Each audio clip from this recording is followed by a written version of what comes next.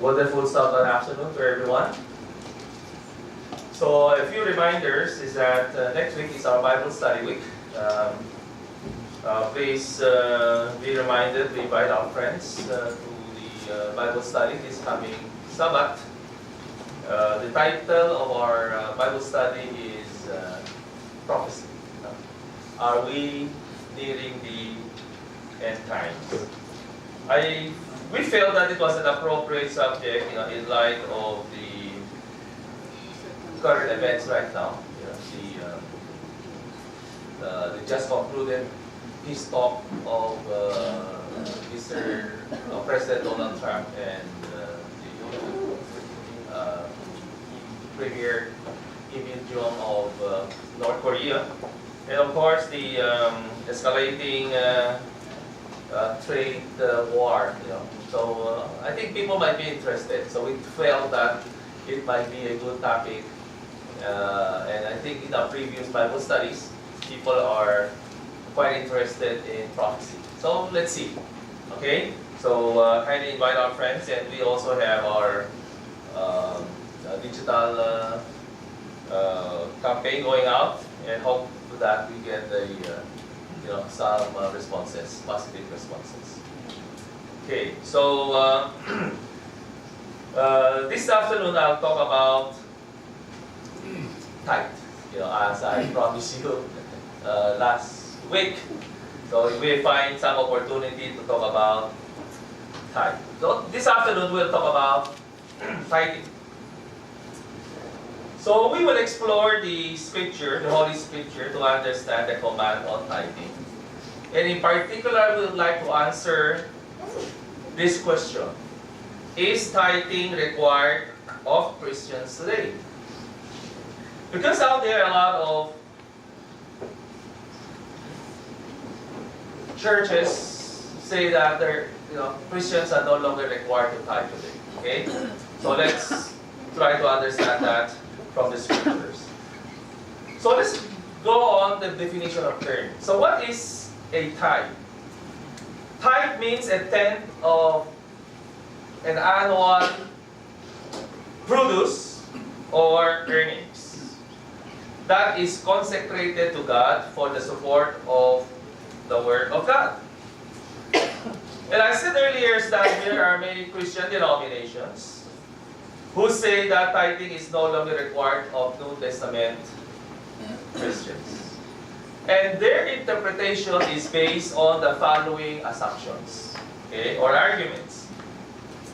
First, they say that tithing is no longer required of New Testament Christians because, one, the tithing command is part of the Mosaic law. They say it's an old covenant given by Moses to the Israelites. He said, the old Mosaic covenant was only for ancient Israel and not for Christians today. So that is the argument. And I'm sure when you surf the web, this is the argument that you're going to find. And the second argument they say is that the tribes of Israel paid tithe to their fellow Israelites, the Levites. Christians, we have no obligation to pay tithe to the Levites, to whom we are not related. Okay? And the third argument that they say is that the Levites, or the Levitical priesthood, collected tithes for the service of the temple. So both the Levitical priesthood and the temple are non-extant today. Therefore, the giving of tithe for the support of the priesthood and of the temple is no longer required. So these are basically the three arguments that they forward every time talking about the abolition of the tithing requirements for Christians.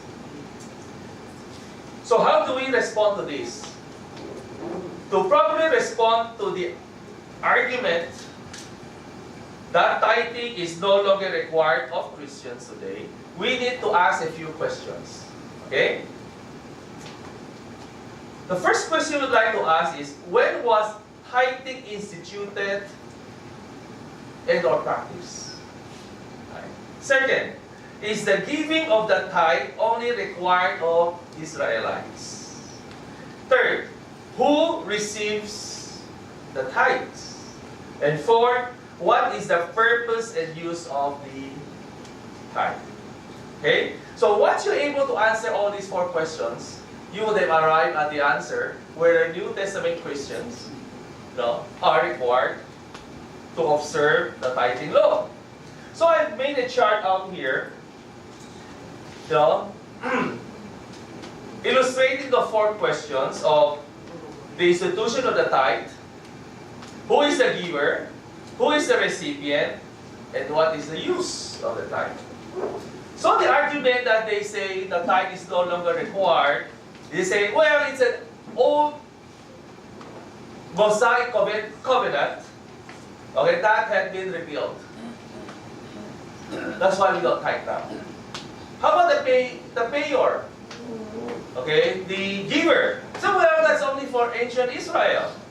Okay, that's only for the Israelites. Okay, New Testament Christians are no longer required to do that. So who's the recipient? So yeah, it's the Levites. Yeah. And today we don't have Levites. The priesthood had changed. So you don't give tithe to the Levites. And fourth is for the service of the temple. So well, the temple doesn't exist today. So there is no need for you to give tithe. So these are basically their assumptions in their arguments. Now, let us see what the scripture reveals to us. Okay? I can go to the Old Testament, go to the book of Leviticus, go to the book of Numbers and Deuteronomy, and maybe I can go to the book of Malachi and give you all the verses about tithing. Okay? But I feel that it's not very helpful. It is not helpful if we insist on the Old Testament scriptures to refute New Testament arguments against tithing. Right? You understand where I'm coming from? Yes. Because they've moved from Old Testament to the New Testament. So, well, the Old Testament are old laws, we don't need to follow them. Okay? And if we use the Old Testament to argue our point, you won't score any point with them. Right?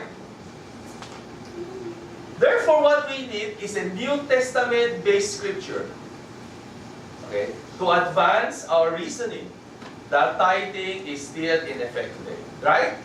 I don't want to use Old Testament, give all the laws, okay, about tithing, but we need a New Testament context that tithing is still in effect today. Won't it be fantastic? Won't it be great if we could find such a scripture? Right? Then the question is there such a scripture? Meron ba? There is a particular chapter in the New Testament that fully reveals the answer. If you read this chapter and you understand it properly, it will reveal the answer to the reader. And there's such a thing, or such a scripture, or such a chapter, and that is Hebrews chapter 7. So I'd like you to turn your Bible. Well, part of that will be shown here. But it will be nice for you to open your Bible and read together with me. Okay? And if you're a highlighter, I want you to highlight the verses that we're going to read. Okay? And certain portions of it, as I have highlighted on the board. This chapter eloquently, completely, totally, and absolutely debunks and destroys all the arguments against tithing. And unequivocally confirms that tithing is enforced today upon all true believers of Christ. Okay? More so now in the New Testament. than in any time of ancient history of the past. Okay. Are you getting what I'm trying to say? Okay. When you understand this chapter, okay, it confirms that tithing is more important. Even today, more than in the past. So let's go to Hebrews chapter 7, and let's start from verse 1. The writer of the Hebrew wrote, he said, this Melchizedek, so there is this personage called Melchizedek, and he was king of Salem, and priest of God Most High. So he was king of Salem. Okay, what is this Salem? Salem means peace, right? And we know of a place with the name Salem or Salem, okay, which is Jerusalem. Okay? So this Melchizedek, he was the king of Salem, okay, and priest of God Most High. He met Abraham returning from the defeat of the kings, and he blessed him. So there is this personage, this person called Melchizedek. He was the king of Salem. Okay, at the same time, he was the priest of God Most High. Okay, and in verse 2 we read, and Abraham gave him a tenth of everything. Tenth means tithe. Tithe means tenth. So this man received tithes from Abraham. First, the name Melchizedek means king of righteousness. Then also king of Salem means king of peace. Abraham gave this person a tenth of everything. The key word is tenth, and the another key word is everything. This means that Abraham gave Melchizedek tithes of everything that he had. And this tithe was paid on everything. Okay? This tells us that Abraham regularly gave tithes to Melchizedek, the priest of God Most High, who is in the city of peace. And this person is described as without father or mother, without genealogy, without beginning of days or end of life. Resembling the Son of God, he remains a priest forever. Okay? In verse 4 we read, just think how great he was. Just think about this personage, Melchizedek, how great he was. Even the patriarch Abraham gave him a tenth of the plunder. Okay? Abraham not only gave him a tenth of everything, okay? He gave him even a tenth of the plunder. Plunder, in this particular case, if you go to the Genesis account, Abraham did not benefit from the plunder. He didn't get anything from the plunder. Okay? But yet he gave a tenth from all that he took. Okay? And he gave a tenth to Melchizedek, and the rest he gave back to the kings who went with him. He said, this Melchizedek was greater than Abraham. Abraham gave Melchizedek tithe even of the plunder, which was not required because Abraham did not benefit from any of the plunder. So when you look at this, and we go to the chart, and we ask the first two questions, the institution of the tithe, when did it happen? Did it start during the time of Moses, or it was already in practice at the time of, or in the time of Abraham? So from this particular account, we come to understand that the giving of tithe, happened at the time of Abraham. Right? So who is the giver? The giver is Abraham. Right? Abraham gave tithes to Melchizedek. Clear? Okay, it wasn't during the Mosaic covenant. Okay, and we know that Abraham is the father of Israel. Okay, so Abraham is not an Israelite. He was the father of the Israelites. Okay, that's the difference. And then let's go to verse 5. Now the law requires the descendants of Levi, who became priests, to collect a tenth from the people. That is from their fellow Israelites, even though they also are descended from Abraham. During the time of the Exodus, okay, God selected the tribe of Levi, as priests. Okay, they become Levites to attend to the temple worship.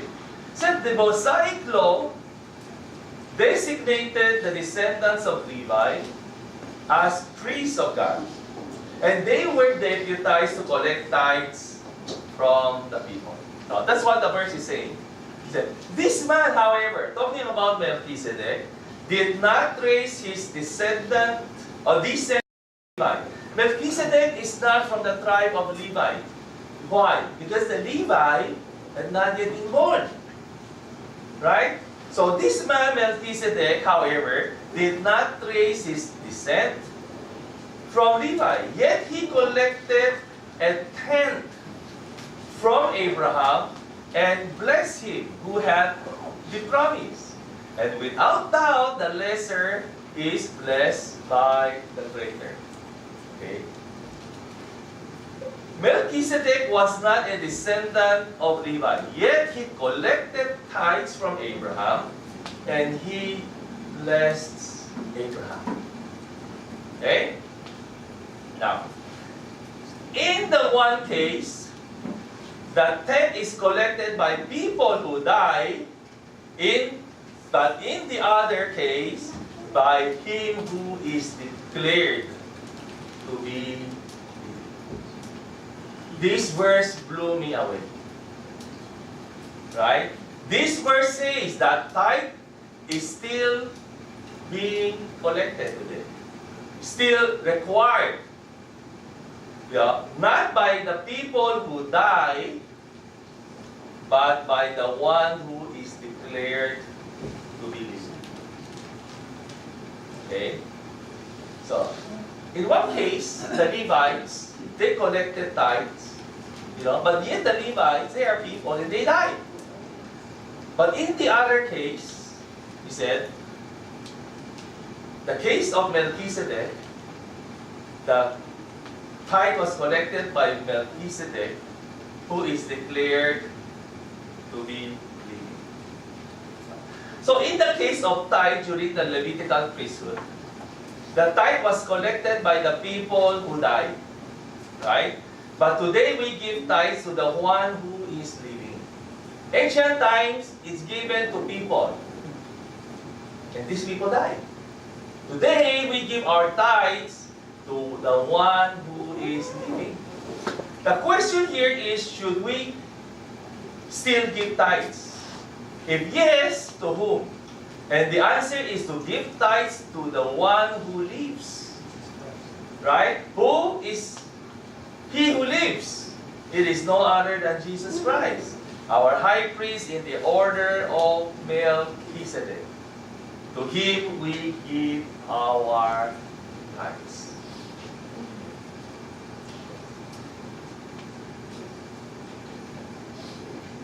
One might even say, verse 9, that Levi, who collects the tithe, paid the tithe through Abraham. Because when Melchizedek met Abraham, Levi was still in the body of his ancestors. This verse says that in a way, those who collected tithes in the Old Covenant, they paid tithes to Melchizedek through their ancestor Abraham. So when we go back to this chart, then we asked, who is the recipient today of the tithe is Jesus Christ who lives. Right? And what's the usage? We know the usage is the work of the ministry. Okay? So Hebrews, the book of Hebrews, or the epistle to the Hebrews, and in chapter 7 tells us that long before the Mosaic covenant, Abraham paid tithes to Melchizedek. This means that even those who collected tithes, the Levites, they themselves, they paid tithes to Melchizedek through their great-great-great-grandfather Abraham. In ancient times, the Israelites paid tithes to people who died. But today, we pay tithe to Christ, the high priest of God, Most High, who lives. And that's how we should understand Hebrews chapter 7 in the context of tithing. To whom do we give our tithes? Today, we give our tithes to Christ. Okay? As Abraham did.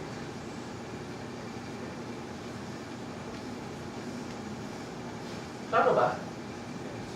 Clear ha? Sigurado kayo ha? So don't ask me question later on, okay? So is the scripture clear enough for everyone? Okay. The answer is yes. Now, having resolved the tithing, whether it still binds Christian today, we now go to the administration of the tithes. Okay? Further, we will ask two questions. Now, they are, how many tithes are commanded? How do we keep the tithes? So, how many tithes are we commanded to keep? The Bible commands tithes in this manner. Okay. So, there is a tithe for the work of God. And we can read this in Numbers, the 8th chapter. So, we'll go through a few of these verses. Let's start from verse 8 of Numbers 8. Then the Lord said to Aaron, I myself have put you in charge of the offerings presented to me. All the offerings the Israelites give to me, I give to you. And your sons as your portion, your perpetual share. Okay? So the tithes, okay, we give to God. You know, the tithes are not given to the Levites. The Levites only collected the tithes in behalf of God. They are the one, or they were the one deputized to collect. So the tithe is given to God, and God gave that tithe to the Levites, you know, as their portion, their perpetual share. So you are to have the part of the most holy offerings that is kept from the fire. From all the gifts they bring to me as most holy offerings, whether it be grain, you know, sin, guilt, or guilt offerings. That part belongs to you and your sons. Eat it as something most holy. Every male shall eat it. You must regard it as holy. I give to the Levites all the tithes in Israel as their inheritance in return for the work they do while serving at the tent of meeting. So the tithes given to God, God gave the tithes to the Levites for the work that they render at the tent of meeting or the temple. So instead, in verse 24, I give to the Levites as their inheritance the tithes that the Israelites present as an offering to the Lord. I just want to make this sure, okay, is that the tithes are not given to the Levites. It's given to God. God gives the tithe to the Levites. And the Lord said to Moses, speak to the Levite and say to them, when you receive from the Israelites the tithe I give you, as your inheritance, you must present a tenth of that tithe as the Lord's offering. Now, even though the Levites, they were deputized to collect the tithe, and God gave the tithes to them, when they receive the tithe, they have to tithe on that tithe. On the tithe they receive from the people, they have to set aside a tenth of that. And that tenth is given to the Lord. And the Lord gives that to the high priest. Okay? It's not the Levites, they don't tithe. The Levites, they too. Though they are the recipient of the tithe, the collectors of the tithe, yet they have to give tithe to God. Right? See it here. You must, talking to the Levites, present a tenth of that tithe as the Lord's offering. In this way, you will also, will present an offering to the Lord from all the tithes you receive from the Israelites. From these tithes, you must give the Lord's portion to Aaron, the priest. Okay. So the first tithe is given to God. In turn, God gives the tithe to the Levites for the service of the temple, okay, for the work of God. That's the first tithe. Okay? And then you have the second tithe, also known as the festival tithe. Okay? And we can read this in two places. Deuteronomy chapter 14. Okay, so what is this Deuteronomy chapter 14? Let's read in verse 22. He said, be sure, okay, make it a point. Be sure to set aside a tenth of all that your fields produce this year. Okay. Eat the tithe of your grain, new wine and olive oil, and the firstborn of your herds, and the flocks in the presence of the Lord your God, at the place that He will choose as a dwelling for His name, so that you may learn to revere the Lord your God always. So this is obviously a different tithe from the one that is brought to the Levites, to the storehouse of God. That one is different, right? That's the first tithe. This second tithe is for us to eat. Verse 23, eat the tithe of your grain, new wine, and olive oil, and the firstborn of your herds and flock in the presence of the Lord your God. Okay? This is the portion that we keep to enjoy. Okay? And the portion that we bring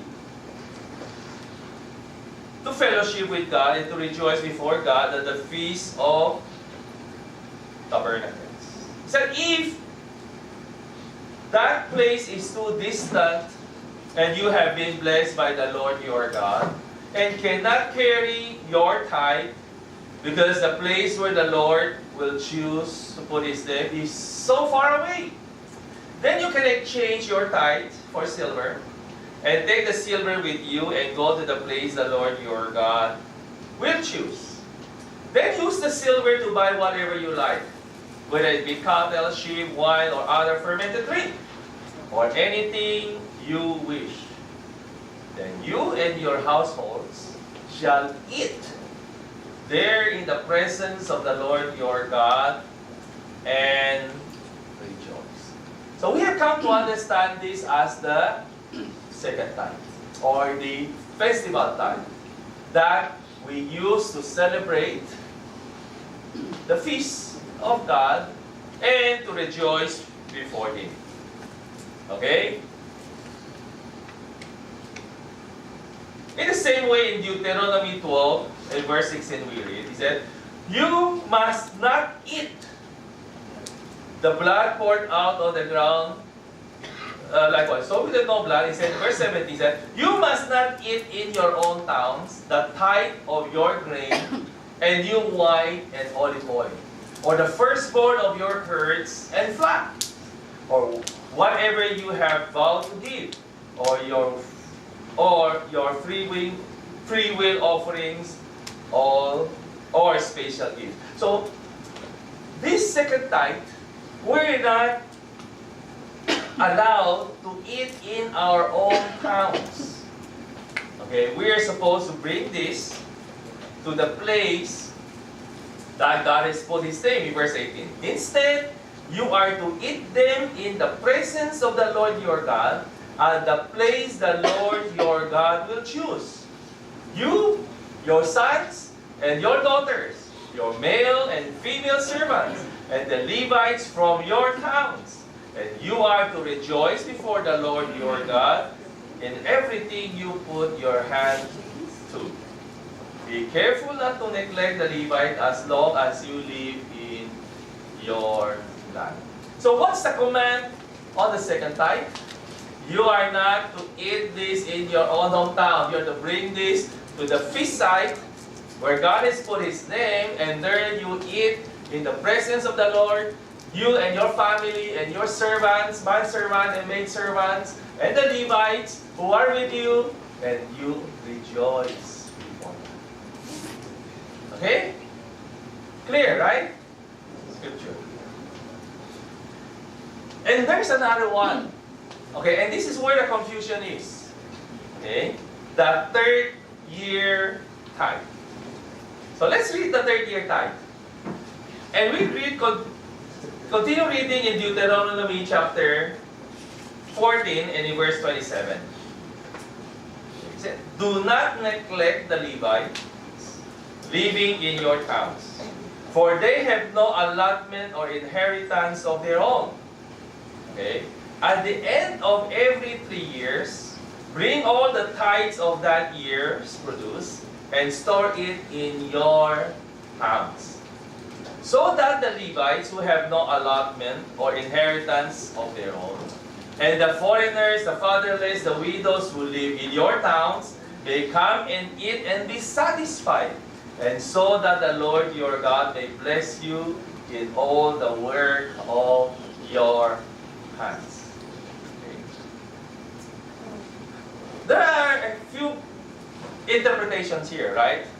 But many incorrectly call this the third tithe. Okay. But more accurately, it should be called the third year tithe. Because that is what is in the scripture. And from this come two distinct interpretations. Okay? What is this third year tithe? Is it the third tithe, or is it the third year tithe? Okay? There are two interpretations here. So one interpretation comes from the understanding of the third tithe. Some interpret this to be a separate tithe from the first tithe, which is for the work of God, and the second tithe, which is a festival tithe. They refer the third tithe as a social tithe, a tithe for the poor. Okay, so they say, first year and the second year, you give 10% to God, 10% for the feast of tabernacles. But on the third year, there is another tithe. You have the first tithe to the work, second tithe for the feast, and third tithe for the poor. That's one understanding. Okay? And they refer this third tithe as a social tithe for the poor. Now, there are some churches that believe in the third tithe. Okay? However, they have a rule. They rule that in countries where Christians pay social welfare taxes, okay, the members are relieved from paying twice, or double payment. Thus, they are exempt from paying the third tithe or social tithe to the church. Like for example, you live in a country. The tax is, say, 42%.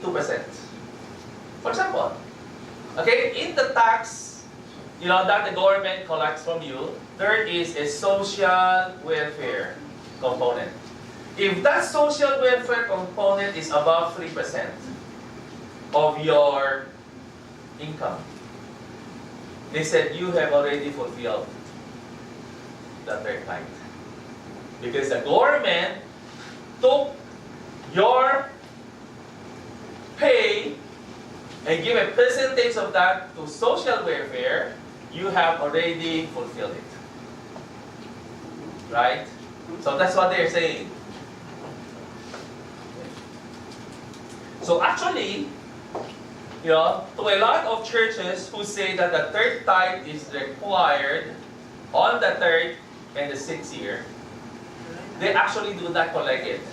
Because most of the countries, they have a social welfare tax built into the tax system. Okay? And I'm sure it's more than 3%. Right? Now, the other interpretation is our interpretation, the Church of God International interpretation, to which I believe is the right and the correct interpretation. We believe that it is a third-year tithe. This is the second tithe or the festival tithe spent differently on the third year. Right? Deuteronomy chapter 14 talks about the festival tithe. Deuteronomy 14 is not talking about first tithe. Okay? No reference to first tithe, neither is there a reference to any other tithe. The reference of Deuteronomy 14 is how do you use your festival tithe. Deuteronomy 14 tells us that we have to be sure that we set aside a tenth every year as our festival tithe. If the place is too far, convert that into cash and bring that with you and buy anything that you want. You spend it on yourself, on your household, your sons and your daughters, your manservants, maidservants, and the Levites who are with you. That is how you spend your second tithe. The festival tithe is to be used to celebrate and rejoice before God. Deuteronomy chapter 14 tells us that the festival tithe is to be used on the third year for the poor. Because when you read Deuteronomy continuously, and it tells you that on the third year, first and second year, you use it for yourself and your household, but on the third year, use it as your social tithe. Okay? Leave that within your hometown and spend it with the poor, the fatherless, the widows, the orphans, okay, and the Levites who are within your midst. It is the same tithe that you use different. Okay, instead of spending everything on yourself, you spend that second tithe with the poor, so that they too may be able to rejoice before God. Israel lived under a 7-year cycle. Okay, we know this. The 7-year cycle, and the 7th year is a sabbatical year of land rest. Right? So you must remember this. It's a 7-year cycle. They will declare the land Sabbath of the second year, and the whole Israel will have a land Sabbath. And they have, in this cycle, a 3rd year and a 6th year. And this is where your third year tithe comes in. Okay? So they are on a 7-year cycle. In the first and second year, and the fourth and the fifth year, the festival tithe was used for personal, family celebration of the Feast of Tabernacles. On the third and the sixth year, the festival tithe was kept and spent within the hometown with the poor. Okay? Therefore, the third year tithe is the festival tithe spent to include and benefit the poor.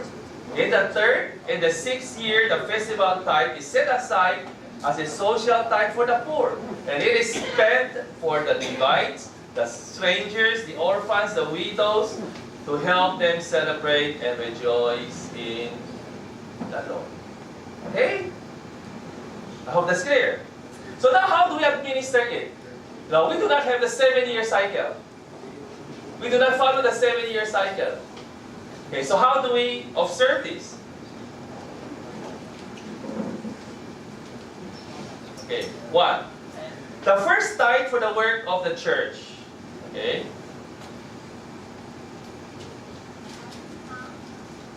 How do we keep this? The principle in calculating tithe is based on your production, right? Or your net increase. You do not tithe if you do not have an income. You don't tithe if you don't have an increase, right?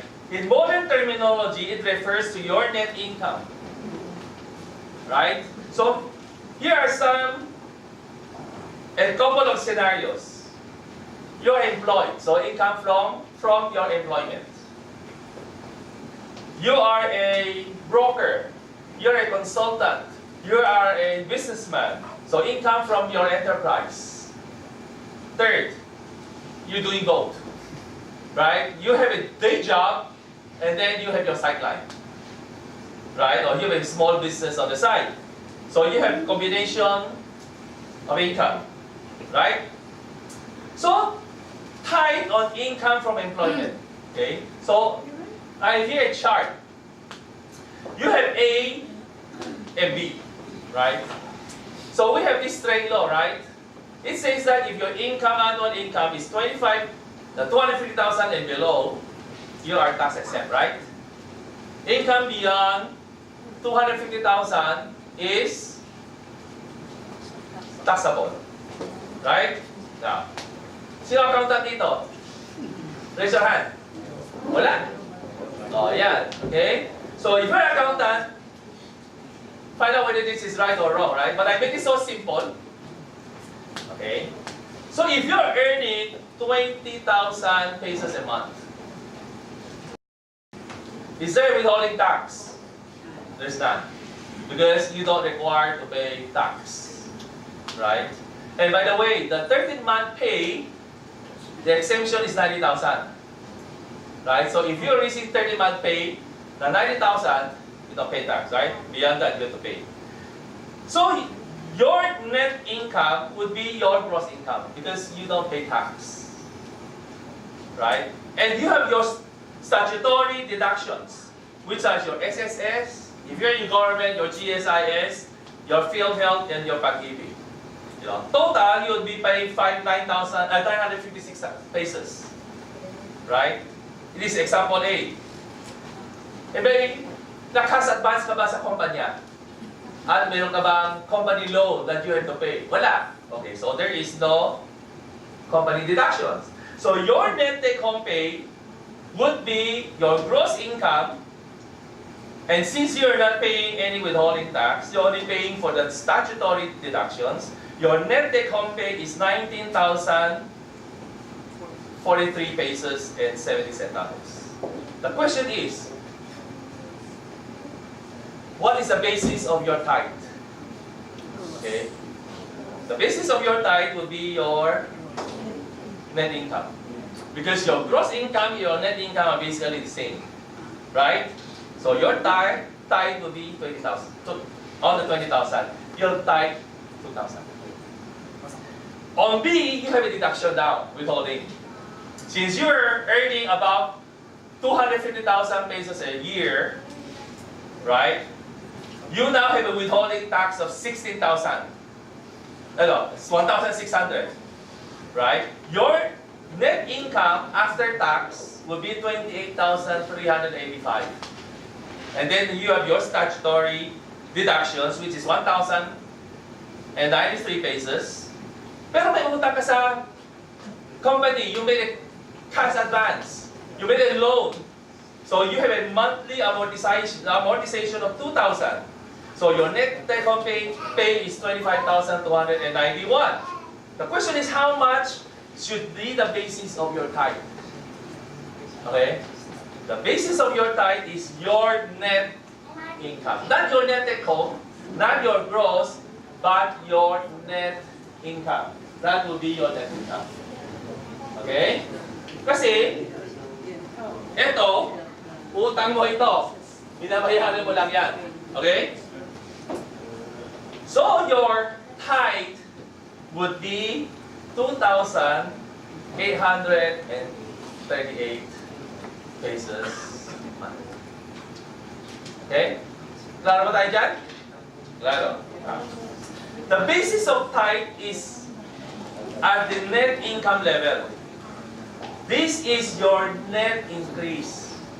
Because the rest you pay into the government. Okay? That increase is the government's increase, not your increase. Right? This is the sum of money that belongs to you. Since there is regularity to your payroll, okay, you get it every periodically 15th or the 30th of the month. The tithe is paid regularly as well. It can be every payday or at the end of every month. Okay? Monthly yan. Kasi employed ka. Payroll, the first 10% belongs to God. Monthly liquidation yan, right? Payday can pay, or you want to do it at the end of the month. Okay? That is the administration. So how about SSS, GSIS, retirement payment, or retirement benefit and pension? Okay? Since you paid the tithe on your contribution, okay, you no longer pay tithes on the proceeds. Kasi, yung contribution mo, tithe na po yan. Na-tithe mo na yan. So, yung proceeds, you don't tithe anymore. Understand? However, if you did not tithe on your pension contribution, you will have to tithe on the proceeds. Understand? Claro? Claro? Okay. Now, tithe on income from enterprise. Let's say you are a broker. Okay? Real estate broker. You sell condominiums. Or you are a sales agent. Or you are a consultant. Okay? That will be under services. Services, let's say you gross income mo 50,000. Yung consultancy fee mo o yung commission mo, every month you get 50,000. Okay? May puhunan ka ba? Wala, di ba? Wala kang puhunan. So wala kang cost of goods sold. Wala kang capital. So, everything goes to your gross income. Okay? However, sabi mo, well, I have expenses. I take Grab. I invite the client to coffee. Okay? So, I have some expenses. Okay, ano expenses mo? Deduction. Okay, 20,000. Okay, kasi I have to meet clients. I take Grab. You know, I have coffee with them. I take them to lunch in order to close the deal. Okay? Okay. What's your expenses? 20,000. So, ano ang natira sa iyo? You earn 50,000, you spend 20,000, your net gain is 30,000. But of the 30,000, you have to pay tax. Right? Your tax will be 1,614. So, ano yung net income mo? 28,385. That is the basis of your tithe. Not the 50,000. Okay? Not the 30,000. The basis of your tithe is your net income after tax. That's what you gain. That's your increase. Okay? That's where you pay your tithe. The second example is trading. May negosyo po tayo. Okay? You have a grocery store. Of course, you close it on a Sabbath day. You have a small enterprise. Okay? Car washing, for example. Of course, you close on a Sabbath. And then you earn 50,000. Okay? You earn 50,000. You earn 200,000. Okay? But since you sell merchandise and you have to hire people to help you run the business, meron kang costs, expenses.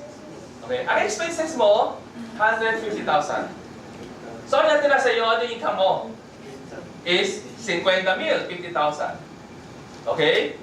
And then you have your operating expenses. Magbabayad ka ng electric bill, water bill, rental. Okay? 20,000 uli yun. So, ano yung left sa iyo? 30,000. 30,000, you pay your tax. It leaves you with 28,385. You pay tax on that. So, your net would be titheable, 28,385. You pay your tithe, 2,838 pesos. Understand? Klaro ba? Klaro? Okay. As a self-employed, you have option to give the tithe based on every transaction. Okay? Say broker ka. Uy! Swerte ka ngayon. Close transaction. I earn 50,000. Okay? I have these expenses. Neto, I got this month. You can tithe on every transaction. You can tithe on a monthly basis. You can tithe on a quarterly basis. Or if you have a business, you can tithe on a yearly basis.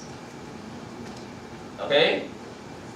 Now, my suggestion is that you calculate and give your tithe every quarter at the very least. Okay? Kasi may negosyo ka. Okay, you own let's say, a grocery store. Right? Every month, you earn 30,000 every month. Okay. So how do you tithe? You can tithe monthly. You can tithe quarterly, every quarter, or you can tithe at the end of the year. Okay? Pwede yan. At the end of the year, walang problema yan. As long as you tithe within the year. Okay? My suggestion is, at the very least, you want to tithe every quarter. Every 3 months, magta-tithe ka. You know? So there is a regularity to your tithe. Okay? Yeah. Okay. A year is a bit long. Too long yan. Pwede, if you are running a huge organization, that at the end of the year, you calculate how much you are really earning. Like yung mga you file your SEC, your income tax, yearly you can. Okay? Bakit hindi pwede? Will you be cheating God? Will you be robbing God if you pay your tithe yearly? If you own a business? No, it's not. Okay? But hindi siya regular. Okay? The long span of time can cause you to neglect your obligation to tithe. Okay? Besides, you do not want to accumulate your tithe. If the amount is too big, you might neglect or negate on your obligation. Okay? Eh, kumita ka, 1,000,000. 100,000 ang tithe. Huwag na lang. Alis na lang ako dyan. Okay? So, tithing should be our second nature. There should be a regularity and rhythm to our tithe. Okay? If you forget, dapat ka na. Di ba? So, there should be a regularity. So, if you're employed, regular yan. Every payday or every month, dapat regular yan.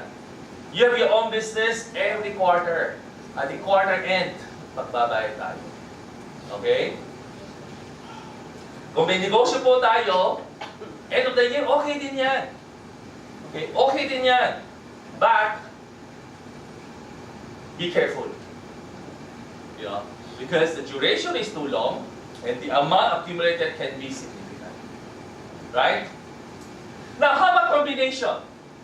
May income ka na sa employment at may moonlighting ka pa. No? Katulad ni Nico. Okay? So, you will have to combine both. You have your employment on one side and your business on the other side. Okay? Your employment mo, for example, you're getting paid 30,000 and may withholding tax ka na 1,600, and then your net income is 28,000. Right? Then you pay 2,838. Right? And yung business, example natin na may trading business ka, ang gross revenue mo is 200,000, yung cost of goods mo is 150,000, meron kang operating expenses na 20,000, you have a net income of 30,000, you pay tax of 1,600, your net income after tax will be 28,385, and you pay another 2,838. You combine the two, that means you pay 5,680 a month. Okay? Claro? Claro. Okay? Now, let's come to the third year tithe. So, how do you do your third year tithe? So, we just talked about in first year, no? We just talked about the first tithe kanina.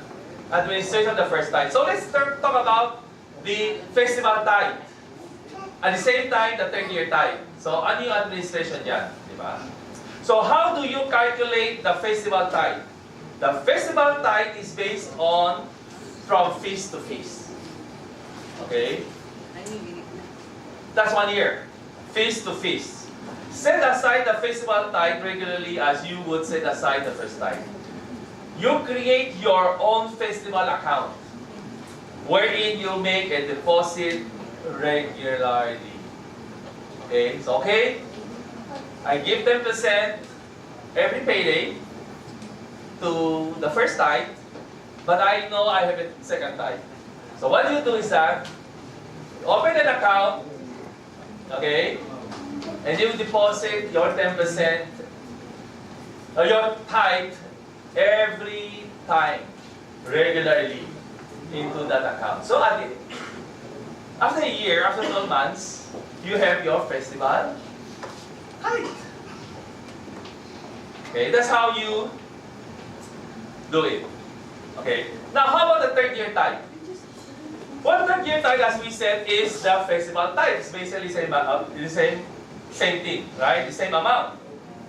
So since we believe that the third tithe is the second tithe used in a different way, as we would interpret Deuteronomy 14, the question is how do we comply with this command in our time? Kasi wala naman tayo sa 7-year cycle. Wala naman tayong 3rd and 6th year. So how do we manage that? The answer is to use it for the purpose that it was intended to be. A social tithe for the needy, the poor, and the helpless. So how do we accomplish this? There are basically 2 ways to fulfill this. 1, contribute to the church outreach program to help those who are in need. Okay? So what do you do with your third year tithe? Well, the third year tithe is for the poor, for the needy, for the widows, the orphans, the fatherless, okay? And the poor who are within your gates. How do you do that? Okay? Contribute to the outreach program. Okay? So that we can use the fund, and you can assist in the fund, so that we may help those who are in need.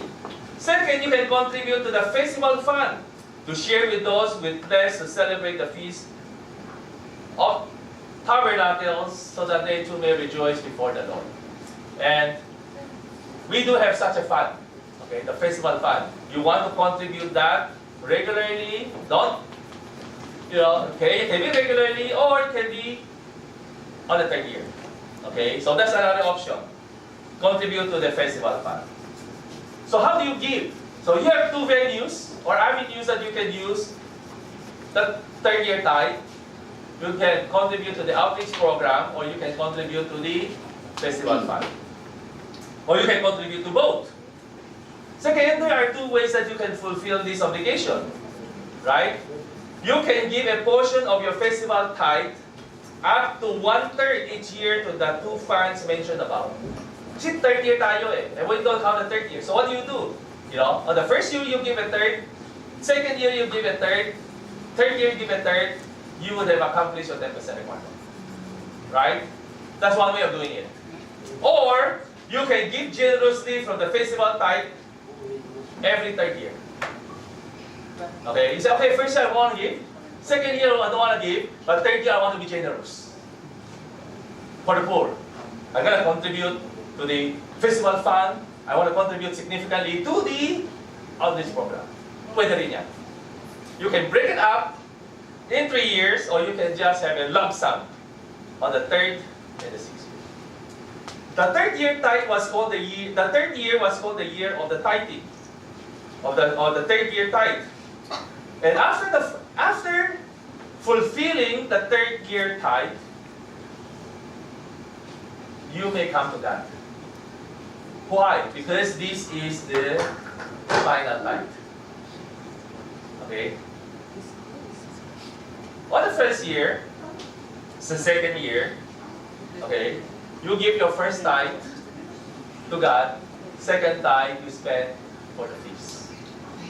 On the third year and the sixth year, you give tithe to God, and that third year tithe, you spend some for yourself in your household, and you spend a significant a portion of that with the poor.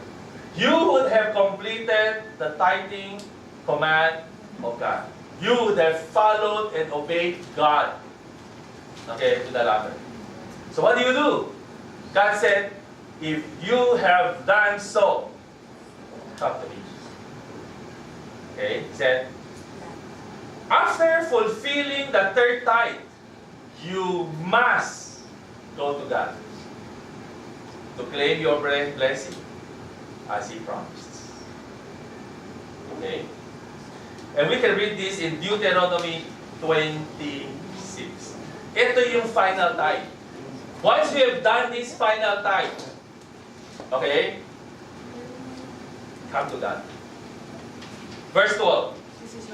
It said, when you have finished setting aside a tenth of your produce in the third year, the year of the tithe, you shall give it to the Levites, the foreigner, the fatherless, and the widows, so that you may eat in your towns and be satisfied. Third year tithe yan, ha? Once you have accomplished this, then say to the Lord your God.